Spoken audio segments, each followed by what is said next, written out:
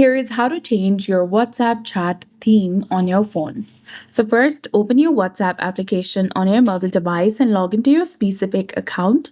Then, after, open the chat or conversation where you want to change your chat theme.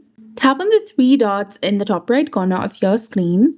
From the menu that appears, select Chat Theme, that is below the disappearing messages. Now, this will take you to a page, something like this, where you can also customize your chat color and add a wallpaper.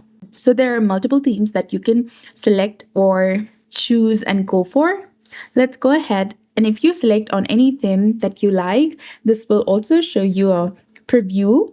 And you can also select the specific chat color. Then tap on this tick button in the top right corner of your screen to confirm the changes and tap on Set Theme option. And if you go ahead and tap on this wallpaper option, you'll get three different options to choose from: Create with AI, Set a color, or Choose from Gallery. If you want to use your own photo from your gallery, select Choose from Gallery and select the photo that you want to use and adjust it. Then tap on this tick icon in the top right and you'll be done. So that's it. I hope you found this video helpful. If you did, please like, share, and subscribe. Thanks for watching. We'll see you again in the next one.